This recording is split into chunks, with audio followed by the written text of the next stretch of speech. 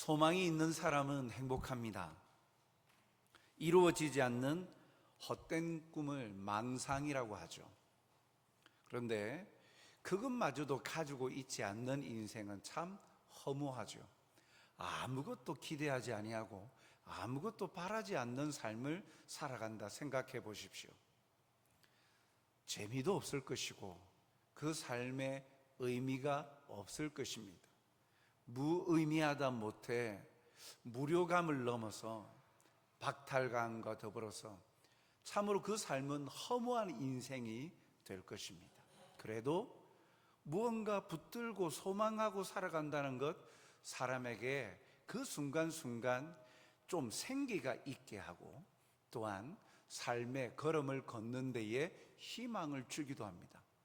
그런데 그것이 헛된 소망이면, 그냥 망상에 지나지 않는 것이고 아무런 무익한 것이 되어져 버린다면 그러한 인생은 참으로 처참하리만큼 비참할 것입니다. 그런데 우리 그리스도인은 세상 사람들과 다른 부분이 있습니다. 그리스도인들이 소망하고 살아가는 것, 하나님의 말씀 가운데 우리에게 붙들고 살아가게 하신 것, 그것을 소망하고 살아가는 이 그리스도인의 인생은 참 복됩니다. 왜요? 소망으로, 기대로, 그냥 바라는 것으로 끝나지 아니하고 이루어질 것들이기 때문이죠.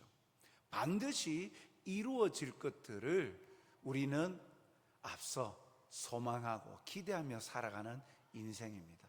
마침내 주의 날이 임하면 그것을 바라보고 살아갈 것이죠.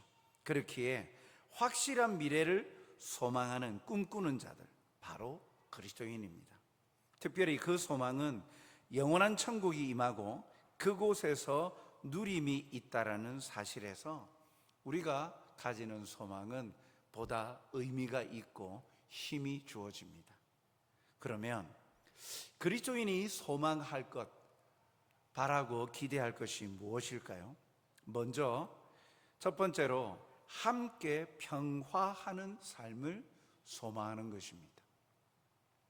이 세상에는 절대 함께 할 수 없는 적대적인 관계, 그것이 천국에서는 이루어지죠. 오늘 본문은 하나님의 나라, 마침내 임하게 될 영원한 하나님의 나라에서의 일상, 모습을 잠깐 말씀하고 있습니다. 6절부터 8절의 말씀을 보면 참으로 이 적대적인 관계, 지금 현재에서는 함께 한 공간에 할 수 없는 적대적인 관계인데, 잡아먹히고 잡히는 관계인데, 그런데 공존하는 모습이 나오죠. 6절에 그때에 이리가 어린 양과 함께 살며 표범이 어린 염소와 함께 누우며 송아지와 어린 사자와 살찐 짐승이 함께 있어 어린 아이에게 끌리며, 맹수가 어린 아이에게 끌려다닌다? 참 있을 수 없는 내용이죠. 7절, 암소와 곰이 함께 먹으며 그것들의 새끼가 함께 엎드리며 사자가 소처럼 풀을 먹을 것이며. 육식동물이 채식을 한다? 참 상상할 수 없는 일입니다. 8절에 젖 먹는 아이가 독사의 굴에, 독사의 구멍에서 장난하며. 8절, 젖된 어린아이가 독사의 굴에 손을 넣을 것이라.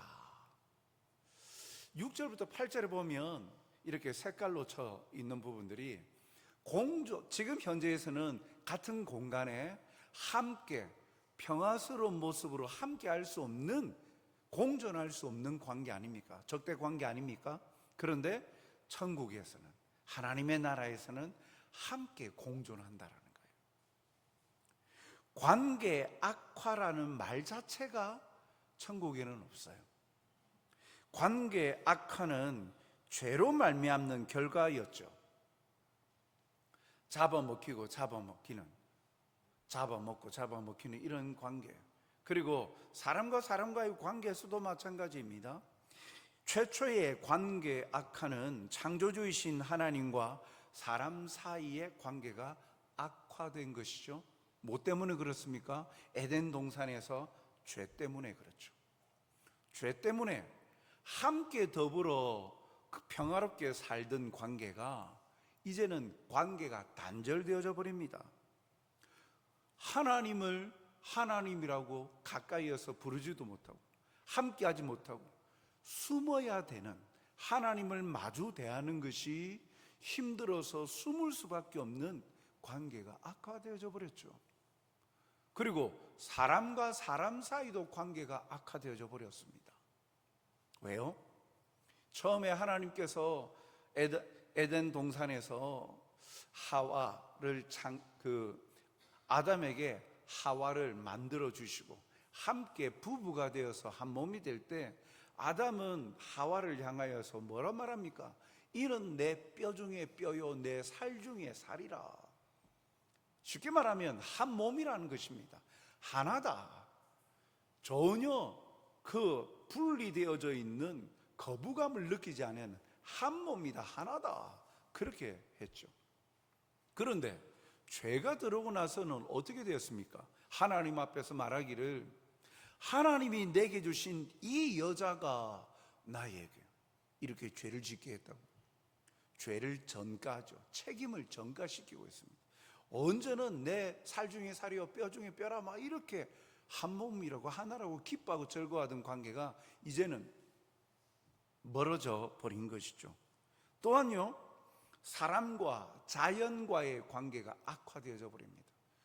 자연스럽게 동산에서 보면 자연스럽게 열매와 과실을 맺어가던 그런 자연이 죄를 짓고 나니까, 타락함으로 말미암아서 죄를 짓고 나니까 엉겅퀴 가시덤불을 낸다는 거예요. 그래서 사람이 노동하고 땀을 흘려야 소출을 거둘까 말까 한, 그래서 자연과 사람과의 관계도 악화가 되어져 버렸어요. 이 모든 것이 죄로 말미암았다라는 거죠. 그런데 하나님의 나라에서는 격이 없이 모두가 함께 평화하는 관계가 된다는 것이죠. 천국에서는 모든 관계가 친밀해진다. 그것을 소망하면서 그리스도인은 이 땅에서 살아야 된다는 거예요. 단순히 꿈만 꾸는 것이 아니라 그 소망을, 그 천국을 소망하며 살아가는 성도는 이 땅에서도 관계를 악화시키는 자가 아니라 평화의 관계로 만드는 평화의 사도임을 잊지 말아야 된다는 것이죠. 그리스도인이 소망할 것은 이 함께 평화하는 삶을 소망하면서 살아야 되는데, 이 땅에서의 삶도 평화를 추구하며 살아야 된다라는 겁니다. 마태복음 5장 9절의 말씀에 보면 화평케 하는 자는 복이 있나니 그들이 하나님의 아들이라 일컬음을 받을 것이라. 화평케 하는 자, 피스메이커, 평화를 만드는 화목한 사람은 하나님의 아들이다. 하나님의 자녀라면, 하나님의 백성이라면, 성도라면 화평케 하는 자다라는 것이죠. 그러니까 함께 평화하는 삶을, 마지막 영원한 하나님의 나라에서 그것이 이루어질 것을 기대하고 소망하면서 살아가는데, 이 땅에서 성도의 삶은 그 평화를 현실 속에서도 나타내고 만들어가는 사람들이다라는 거죠. 고린도후서에는 이것을 직분으로 주셨다라고 말씀합니다. 모든 것이, 고린도후서 5장 18절, 모든 것이 하나님께로서 났으며 그가 그리스도로 말미암아 우리를 자기와 화목하게 하시고 또 우리에게 화목하게 하는 직분을 주셨으니. 성도는 화목케 하는 자다. 성도는 화목케 하는 직분을 받은 자다라고 분명히 말씀하고 있습니다. 사랑하는 성도 여러분, 그리고 에스더의 회원 여러분, 모든 관계에서 화평케 하고 화목케 하는 여러분들이 되시길 바랍니다. 우리가 그러한 직분을 받았습니다. 그리고 영원한 하나님의 나라에서는 적대 관계는, 관계 악화는 찾아볼 수 없고 함께 더불어 평화롭게 살아가는 관계, 나라를 맞이하게 될 것입니다. 그것을 소망하는 자의 현재의 삶은 우리가 그날을 기대하면서 우리가 살아가는 삶의 현장에서 화평케 하는 자가 되는 거예요. 우리 이 자리에 있는 모든 성도들이 함께하는 곳이 직장이든 가정이든 또 전혀 모르는 사람과의 관계 속에 있든지 간에 우리는 화목하게 하는 직분을 받은 자이기 때문에 우리 때문에 그 모든 관계가 화목해 되어지는 그런 역사가 일어나는 통로들이 다 되시길 주님의 이름으로 축복합니다. 특별히 우리 에스더 회원 여러분들이 피스메이커, 화목해 하는 자들이 되길 주님의 이름으로 축복합니다. 두 번째, 우리는 무엇을 소망하며 살아가는가? 거룩을 소망하는 자들입니다. 9절 상반절에 보니까 내 거룩한 산 모든 곳에서 해됨도 없고 상함도 없을 것이니 라고 말씀하죠. 거룩하신 하나님이 통치하시는 하나님의 나라는 거룩합니다. 그곳은 세상과는 다르다는 거예요. 거룩한 곳이라는 거예요. 그렇기에 그리스도인들은 거룩한 자로 거룩함을 소망하면서 살아가야 되는 거예요. 그 거룩함은요, 삶의 정결함으로 나타납니다. 고린도서 7장 1절에 보니까 그런 즉 사랑하는 자들아, 이 약속을 가진 우리는 하나님을 두려워하는 가운데서 거룩함을 온전히 이루어 육과 영의 온갖 더러운 것에서 자신을 깨끗하게 하자. 우리가 앞으로 살아갈 하나님의 나라는 거룩한 나라다. 더러움은, 그리고 그 정결하지 못한 것은 찾아볼 수 없는 거룩함이에요. 이 땅에서의 아픔이나 고통이나 병이나 여러 가지 질병으로 인한 그 고난과 고통은 찾아볼 수 없다. 해됨도 없고 상함도 없다라고 했죠. 거룩한 곳이기 때문에 모자라거나 병들미나 부족함이 없기 때문에 거룩한 거예요. 온전함이에요. 그 나라를, 그곳을 소망하며 살아가는 사람은 성도는 이 땅에서도 그것을 거룩함을 나타내며 살아가는 거예요.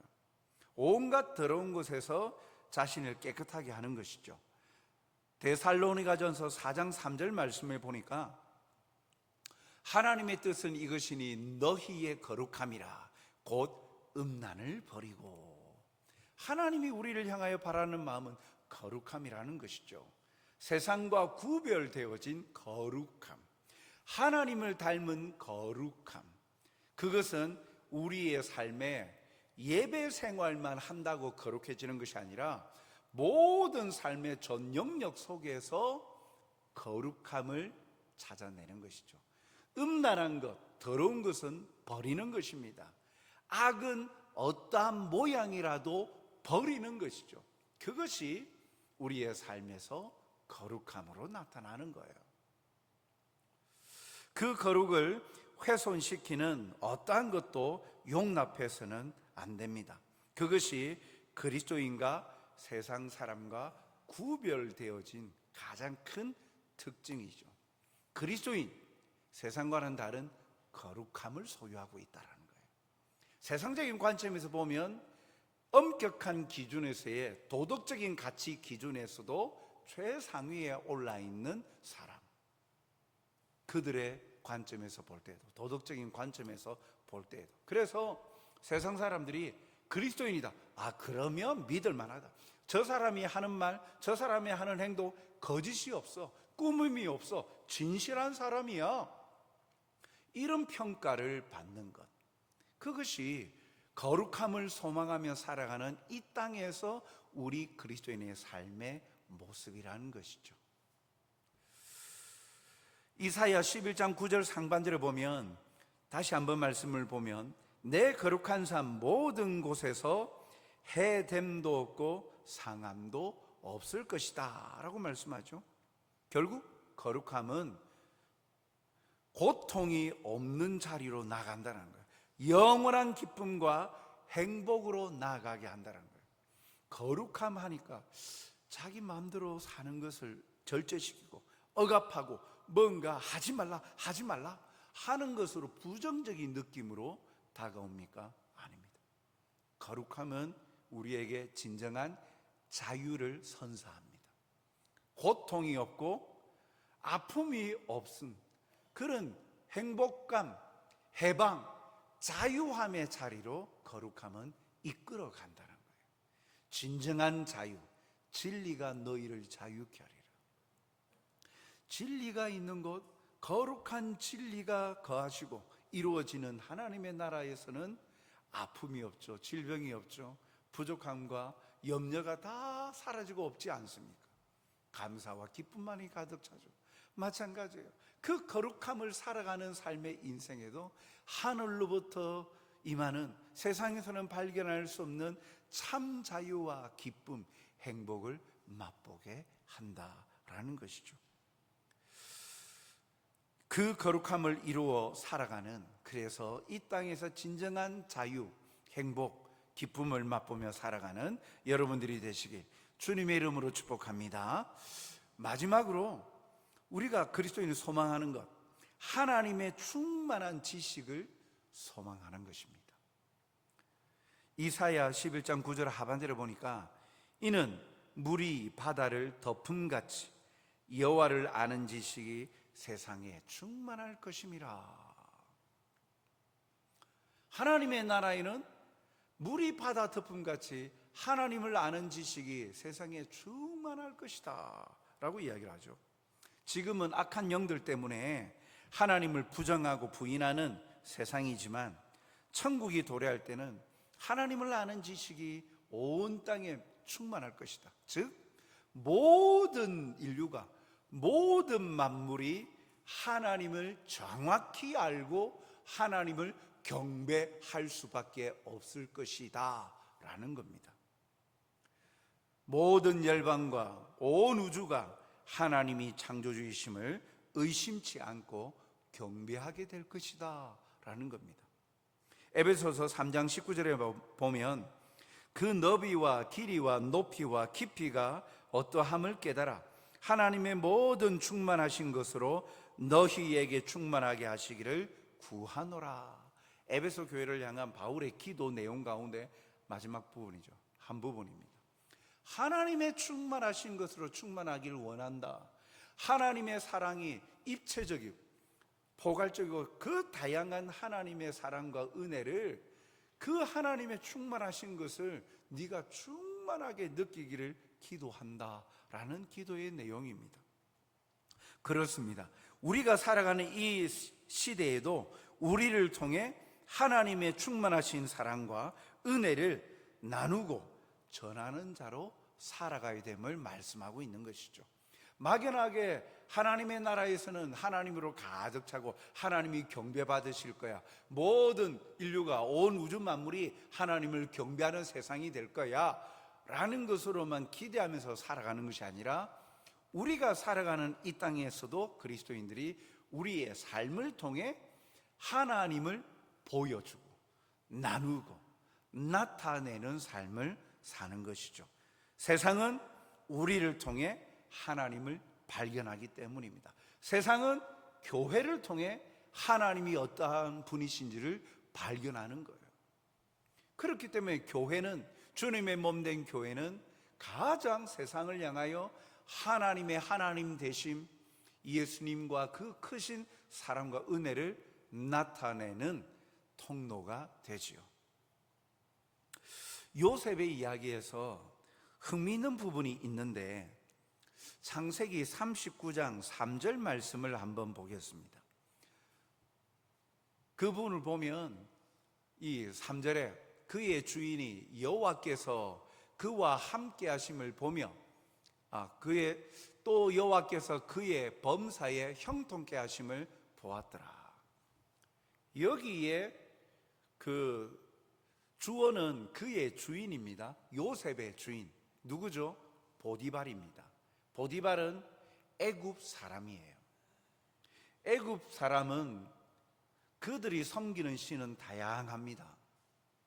그런데 애굽 사람이 하나님을 알까요?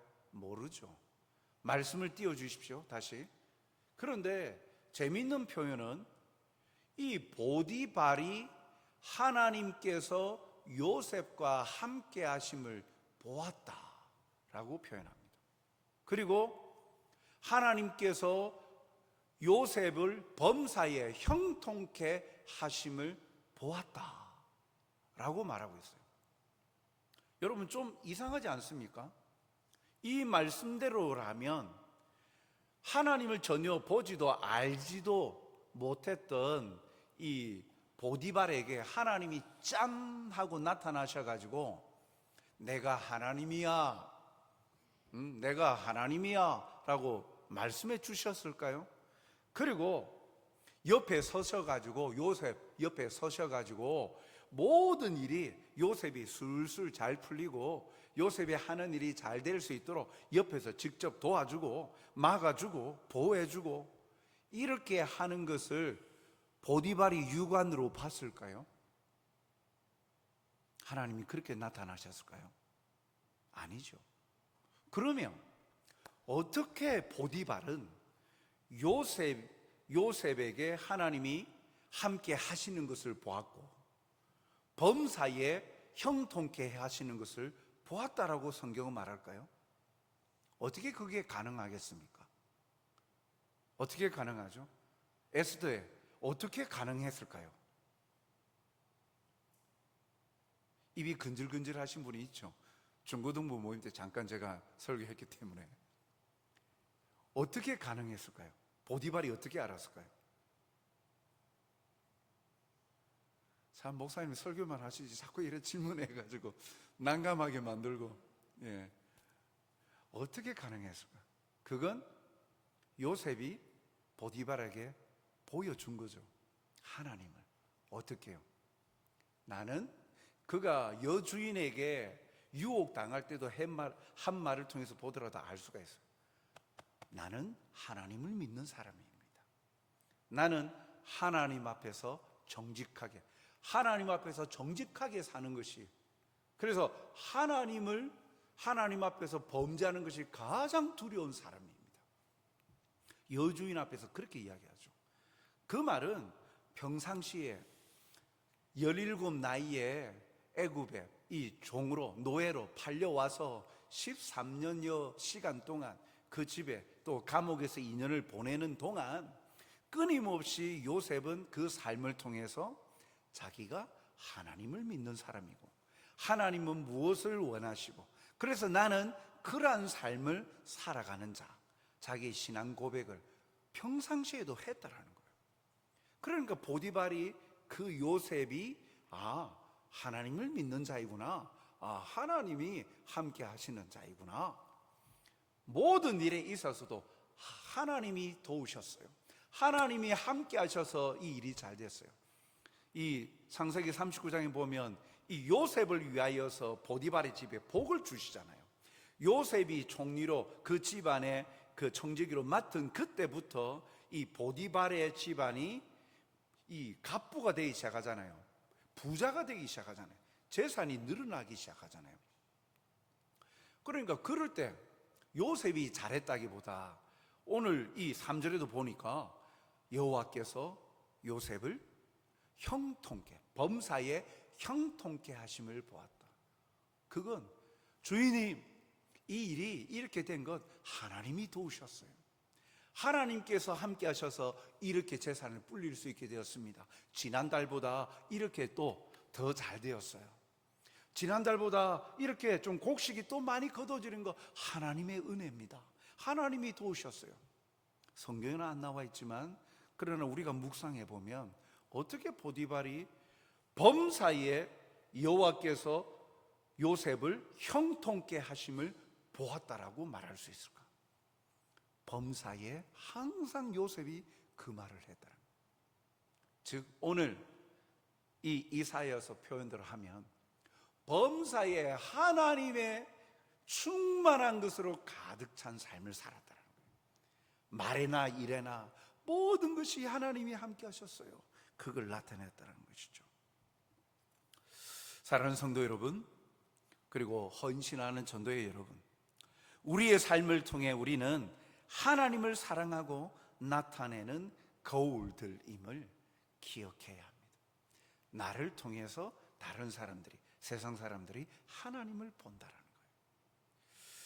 천국을 소망하며 살되 평화를 이루어가고 거룩함을 나타내어서 하나님의 역사하시는 충만하신 그 은혜를 전하는 믿음들의 사람들이 다 되시길 소원합니다.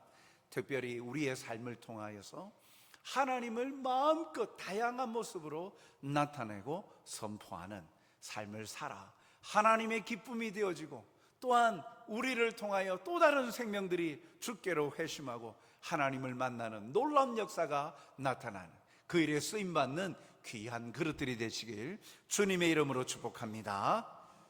사랑과 자비가 풍성하신 아버지 하나님, 오늘도 이렇게 말씀을 통하여 우리가 소망하고 살아가야 될 것이 무엇인지, 그 소망을 가진 자로 이 땅에서의 우리의 삶이 어떠해야 하는지를 다시 한번 생각하게 하고 새겨주시니 감사합니다. 참으로 함께 더불어 평화를 만들어가는 평화, 화목해하는 직분을 주셨음을 기억하므로 화목해하는 자가 되게 하여 주시옵소서. 거룩함으로 세상과 구별되어져서 온전하고 기쁨을 누리며 참으로 정결함으로 하나님께 영광 돌리는 삶을 살아가게 하여 주시되, 우리의 모든 언행 심사를 통하여 거룩하신 하나님을 나타내어 충만하신 하나님의 은혜를 우리가 먼저 경험하고 나누어 주는 자들이 되어서 우리의 삶의 현장에서 하나님의 살아 역사하심을 선포하고 드러내고 증거하고 전하는 자들이 될 수 있도록 인도하여 주시옵소서. 항상 모든 일에 하나님의 뜻을 먼저 발견코자 분별하고자 힘쓰는 자들이 되어서 모든 일에 하나님의 기쁨이 되게 하여 주시고 하나님의 영광을 맛보게 하여 주시옵소서. 감사하오며 예수님 이름으로 기도하옵나이다. 아멘.